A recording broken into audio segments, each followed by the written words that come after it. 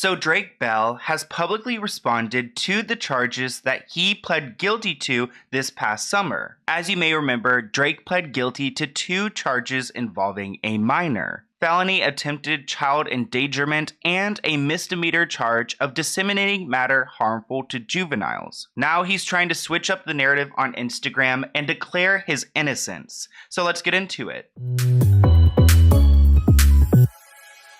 So Drake Bell is a 35-year-old singer, songwriter, and actor. You guys probably recognize him from the kids show Drake and Josh. He was a Nickelodeon star who worked on The Amanda Show and then later on got his own show. I have a video on Drake Bell and his disturbing past. If you guys have not seen that, definitely go check it out. And we talked about his criminal charges before. But today we're revisiting those because he's taken to Instagram and he's trying to switch up the narrative about what really happened. In his recent video, he does acknowledge that he has made mistakes, but for the most part, he's trying to exonerate himself. It's interesting to see Drake try to switch up the story because he has pled guilty, but now he's trying to make it seem like his victim's statement was entirely false. When Drake was first presented with these charges, he pled not guilty, but when presented with a plea deal, he decided to take it. Because of those charges, Drake was sentenced to 2 years of probation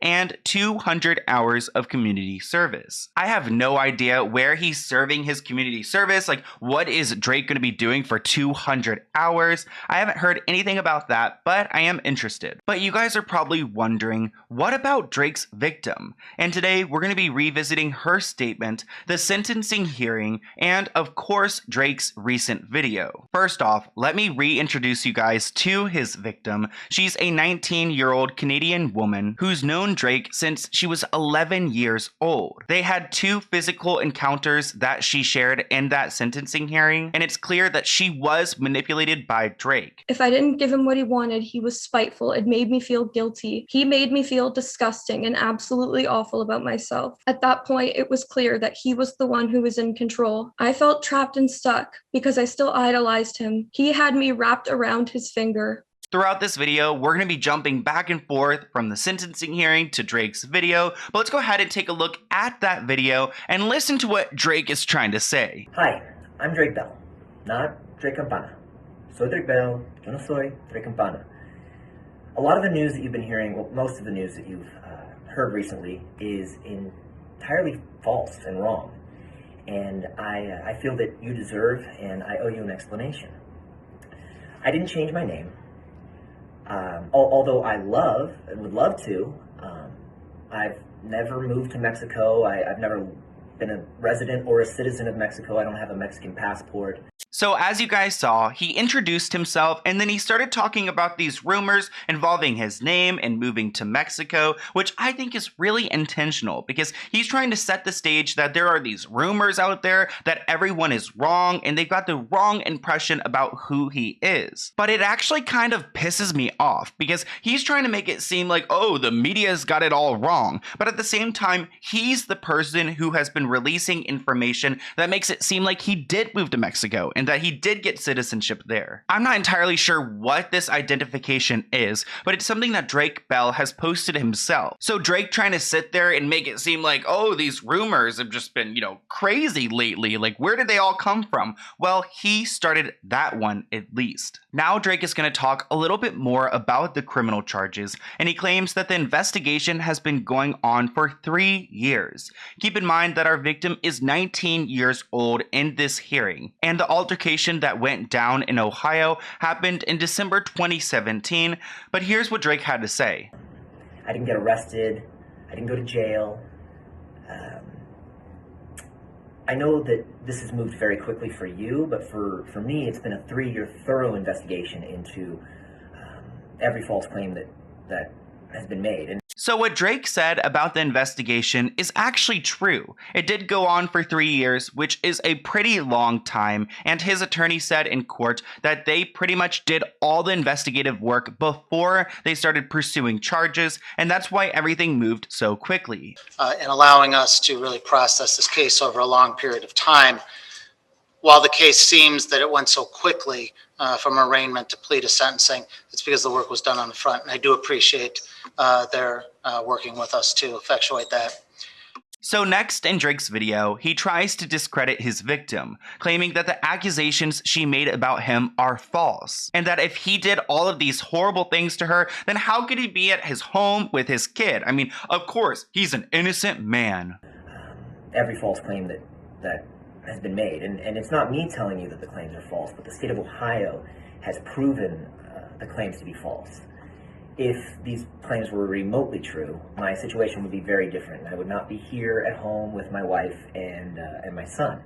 So what Drake was saying there was right, but it was also kind of wrong. Because yes, he's right. He was never charged and convicted with getting physical with a minor. But just because he wasn't charged doesn't mean the crime didn't happen. There are a variety of reasons why he wouldn't be charged with a more serious crime. Maybe there's a lack of evidence, or there's no way for authorities to corroborate the victim's story. But nonetheless, just because he didn't get a more serious charge doesn't mean that he didn't do a more serious crime. It just means that the prosecutors were not trying to go that hard or that far, and maybe they just didn't have the evidence to back it up.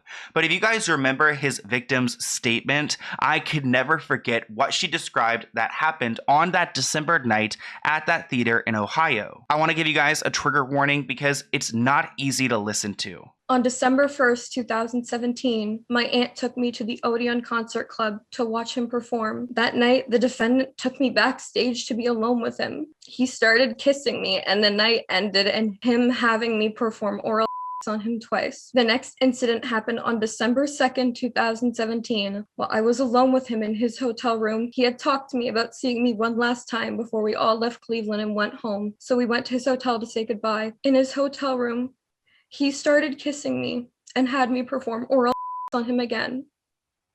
My aunt was right outside the room waiting in the hallway while this was happening. She trusted him and never thought that he would ever do anything to hurt me.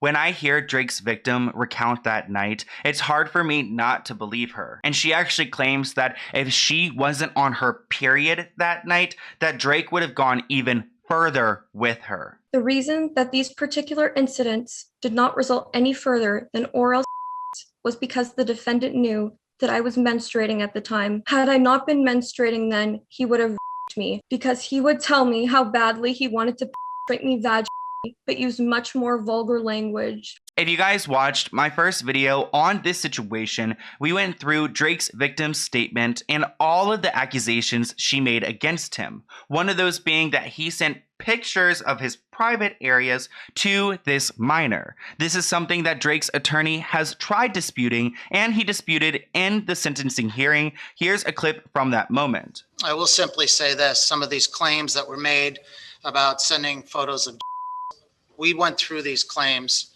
with the prosecutor's office for a long time. No such image was presented, either to the state or to the defense.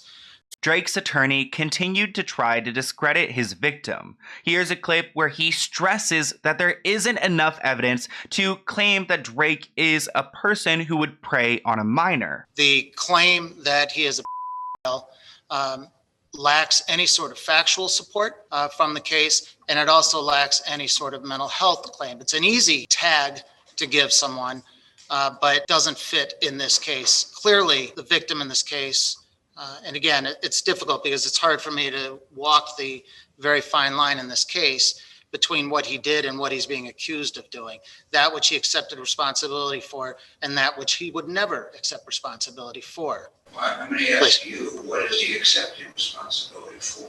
You guys probably caught at the end that the judge asked Drake's attorney, so what is he pleading guilty to if we're trying to discredit this victim's statement? But Drake's attorney did answer his question and claims that Drake is taking responsibility for texting this minor in inappropriate ways. But he makes it clear that the physical things that this victim is describing never happened. So the acceptance of the responsibility, Your Honor, is for chats that occurred between he and the victim. The subject matter of those chats were, well, there was a lot to it. So there was discussion because they had known each other for years, and there were claims that became sexual in nature. When asked, however, at what point of your age, at that point he said, "Can you hurry up?" which shows a complete intent not to engage with a minor. So, however, those chats, harmful as they were, clearly harmed this person at that time. They certainly, however, Your Honor, did not mimic any of the factual scenarios that the victim has brought up here today. And again, I have to emphasize the fact that once the age was known, that terminated at that point, saying hurry up with the age. Okay, so the attorney claims that Drake is accepting the plea because he learned about the age of this young girl later on, which really doesn't add up to me, because if you guys remember the victim's statement, she met Drake because her aunt was friends with Drake. So Drake knew who this young girl was, and I have no doubt in my mind that he knew that she was a minor, because we've heard other things from his ex-girlfriends that he enjoys younger women. So I wouldn't be surprised if he did in fact commit these crimes with this young girl, but there's just no evidence to back it up. So he was presented a plea deal and he took it because it was a pretty good plea deal. He didn't really get in that much trouble for all the distress that he put this young girl through. So in Drake's Instagram video, he did corroborate what his attorney said, and he claims that once he learned her age, they did stop talking. But that being said, I'm not perfect, and I made mistakes. I responded to a fan whose age I didn't know. Yet when I became aware of their age, all conversation and communication stopped. So I want to go back to that sentencing hearing, because something I don't like about Drake's approach and his attorney's approach is that they're trying to make this young girl look like she's a crazy super fan. And that's the reason why everything got out of hand, because she's obsessed with Drake and she's the one to blame. Clearly, she, according to a lot of the statements that were provided in this case, worshipped and kind of held herself out as a super fan of Mr. Bell. There were no claims at all of any sort of inappropriate conduct until the victim in this case learned of Mr. Bell's fiance, now wife. And at that point, that's when everything kind of turned her world upside down.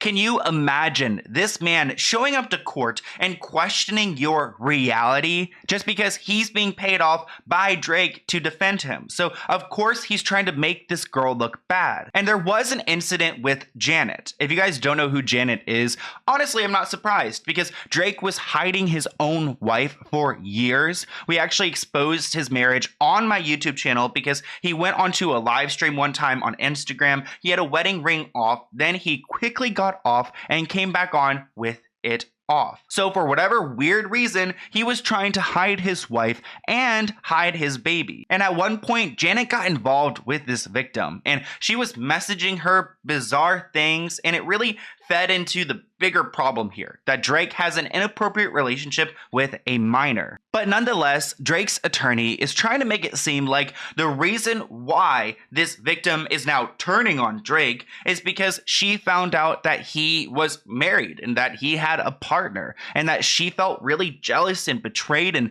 that's why she's trying to tear him down, which seems really pitiful to try to make that argument, because yeah, we understand like overzealous fans, but this seems like it went way too far, and it wasn't just this fan's doing. In going through all of these statements and all the witnesses in this case, I will just simply, I'm trying to do this in as gentle a manner as possible. There was certainly concern for the victim's reality in her case and in her claims thereafter. The claims as to Janet Bell and the exchange online that was happening, we had provided a video to the prosecutor's office from Miss Bell. She explained why she spoke to the victim the way that she did. She explained that she was just trying to appease her and trying to let her believe that she was just being heard, because she had difficulty even talking to her about it. So this was not anything that, as the victim somehow believes now, was genuine by Miss Bell. This was an attempt just simply to diffuse the situation, which in hindsight, they clearly judged correctly as a dangerous situation. What's really gross about Drake's Instagram video is that he continues on and he tries to make it seem like she is just a super fan, and that even after this incident went down, she came to his shows and paid for meet and greets, and this is something that his attorney also brought up in court. But here's a clip of Drake talking about this. All conversation and communication stopped. And this individual continued to come to shows and pay for meet and greets, and all while I was unaware that this was the same person I was communicating with online. So again, trying to push this narrative, and his attorney did the same thing in the sentencing hearing. This attorney claims that he's not trying to minimize Drake's victim's experience, but that's exactly what he does. I'm not sitting here today, Judge, to minimize the conduct of what Drake did. But what was accused here today, what was brought out here today, was a far other world from what we, the state and the defense, had contemplated prior to. Since the time of her allegation, when she claims that this happened, she went to 9 additional concerts that he was at. She would message him saying, "I miss you."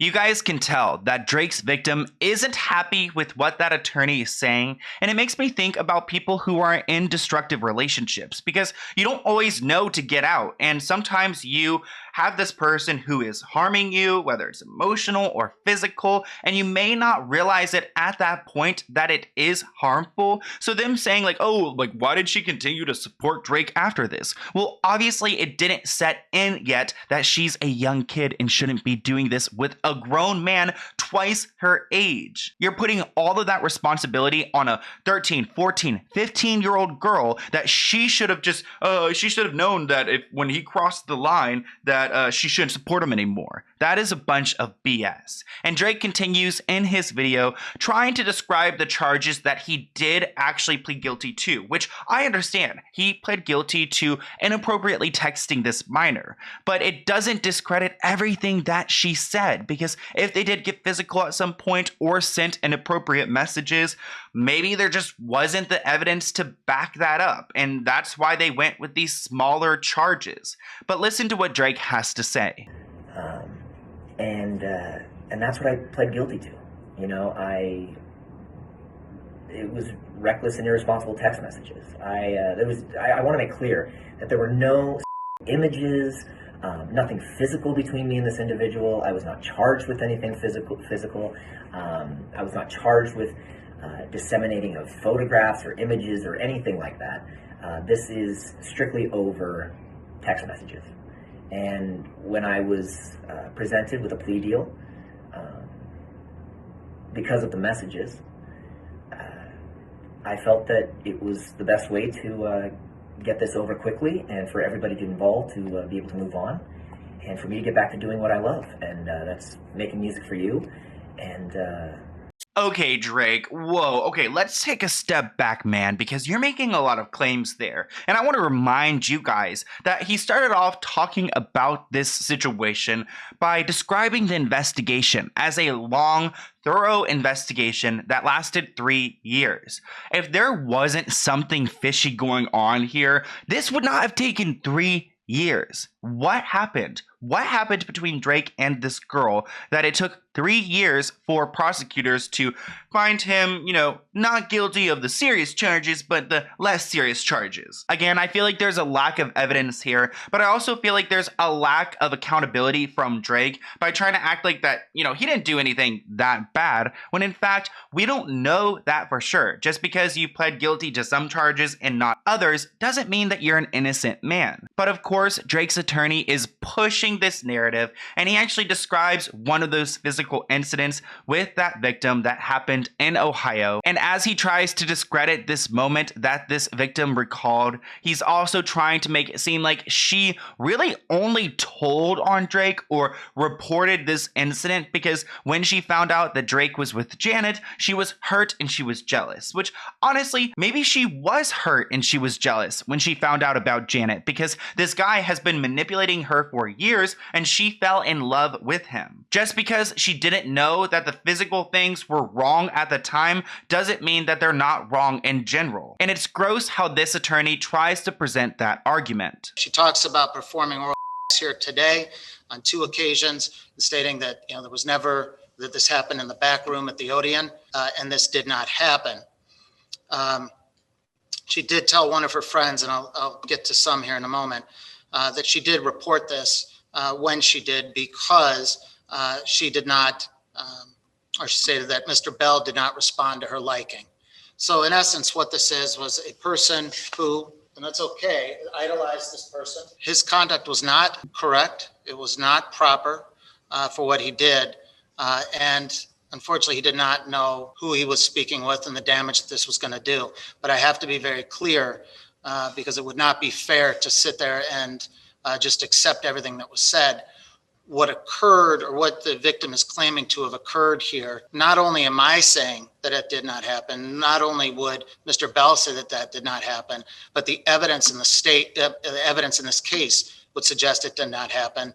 As you guys can tell, his victim is visibly upset from what she's hearing from this attorney, and at the same time, Drake is stone cold. But he finishes off his Instagram video by thanking his fans and claiming that all these lies pushed from the media were untrue and that he's glad that a bunch of these people could see through them. I want to thank you for, to everyone who saw through the lies and did their research and looked at my case and saw it for what it was instead of through all of this media confusion. Don't believe the media right off the bat. It's a lot of clickbait. Do your own research and come to your own conclusions. And I just want to say thank you to all of you. I want to for sticking by me, and I love you.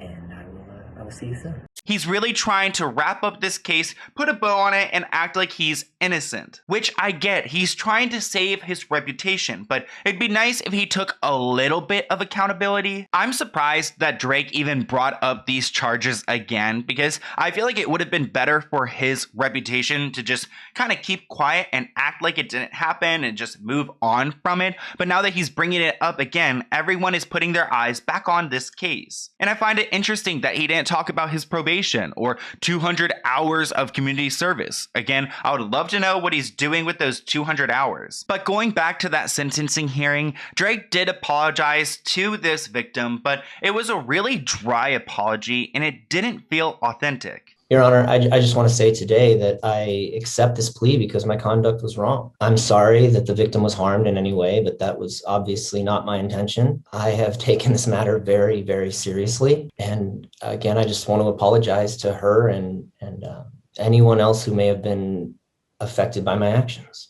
Again, I don't find his apology authentic at all, and I wonder how many other people could be out there and have been hurt by Drake. We found out about this situation this year, and there was supposedly an investigation for 3 years. So for all we know, there could be other investigations out there. But I do appreciate the judge because he told Drake that, you know what, you used your power to manipulate and harm this girl. And I'm glad that he's calling out his celebrity status because people don't do that enough, and these celebrities continue to get away with so much. I want to play one final clip for you guys, and at the end of the clip, you guys can see when the judge is reading off the probation and community service hours that his victim is visibly upset because I believe she feels in her heart that justice wasn't served. Your position and celebrity status enabled you to nurture this relationship. You were able to gain access to this child, and you were able to gain the trust of this child. So it's a two-edged sword, your position. I hope you truly are remorseful. I don't know. You are going to get 1 year on the felony 4, 6 months on the misdemeanor. They'll run concurrent by operation of law. I will suspend the imposition of the sentence. You will be subject to 2 years community control sanctions. You'll have to register with Cuyahoga County. They will facilitate the transfer of probation to California. They will evaluate your offender report that was submitted under seal. They will determine whether you have to undergo additional counseling. You will also perform 200 hours of community work service, and you are to have no contact with the victim, court costs imposed. It's a really sad situation because I do feel like there's no closure here, especially when Drake is trying to go onto the internet and prove his innocence. It really doesn't add up to me, and even though I do feel like we need to hear out Drake, I do believe he's just working in his best interest and trying to save his reputation. But nonetheless, a lot of you guys wanted me to talk about this on my channel because we have talked about Drake's crimes before, so I guess we should give him the opportunity to clear his name. And I don't really feel like that video gave me enough. I do feel like his victim still put up a damning story, but you know what? That's how Hollywood works. And even though he did get away this time, he didn't get away without any charges. And honestly, that's the bright side at the end of the day. And I believe that's why Drake's victim agreed to this plea deal, because she would rather see Drake charged with a few less serious counts than not charged at all. But I want to hear what you guys think in the comments below. Here's my email right here. If you have any other video ideas for me, hit me up. But let's go ahead and open this P.O. Box package item. I've got a lot of them piling up, so let's go ahead and get through this one. It's from Gretchen, and it looks like she's from, oh, the East Coast, which is cool because I'm also over here on the East Coast. But let's go ahead and see what she sent me. I really have no idea what could be in here. It looks like there's a book. Oh my gosh, a book by her because I can see her name already on it. Let's go ahead and see. Oh, Royal Soul. The Beautiful Life of Diane Fielding. Okay, cool. Let's go ahead and see what she sent me, and I'm sure there's a note here somewhere. I hope so. Oh. A few things up in here. Okay, oh my gosh. So of course we've got this book right here called Royal Soul, which I love how like big the text is because I have really bad eyes and I could read this without my glasses, which we love. I'll link this below. She also sent me some jelly beans, which is so good. My boyfriend's gonna love those. And then there's this like kind of gifty one. So let's go ahead and open this letter. So it looks like Gretchen sent me 2 cards, this one with a butterfly, which is really pretty, and then this one right here, which is handwritten. She writes, "Dear Sloan, how are you? I'm doing well. I'm writing to genuinely say hi and also to thank you for making such great videos that address the unheard, victims, and the probably speechless. I'm a Christian too. Praise the Lord. I want all of my faves in heaven. Hee hee." Oh my gosh, so funny. "I'm a single mom with 3 children, a boy soon to be 14, a girl 17, and a girl 19. Aw. My kids hear me listening to you on YouTube. My oldest daughter subscribed." Oh my gosh, thank you so much. "We love how you're there for Brittany so much. We love her too. I saw your vlog video recently and you're such a kind and friendly person." Oh, thank you guys. I need to put out a new vlog. I've got one like halfway filmed, so if you want a new one, let me know in the comments below. "Keep up the good work, please. God bless you and take good care of yourself. Love and thanks, Gretchen." Oh, thank you so much, Gretchen. This is so sweet. I love this. I love a beautiful handwritten letter that I can cherish. But let's go ahead and open up this package right here. There's sparkles like flying everywhere. So let's go ahead and see what she put in here. I'm assuming it's another book because it does feel like a book. But let's see. Oh, maybe a journal? Look at that. Oh, it is a journal. It's such a pretty journal. Wow, and it's so like, it's just such a nice like quality book. Like it feels really great. Wow, thank you so much, Gretchen. I really love this. Like this is definitely going to be used. Wow. And it's got the date thing at the top. It's perfect. Thank you so much. I'll list her book below. And thank you so much, Gretchen. I really appreciate that you watch my videos. It really warms my heart and it makes me feel loved. So thank you so much. And I'll see you guys in a new video soon. Bye, guys.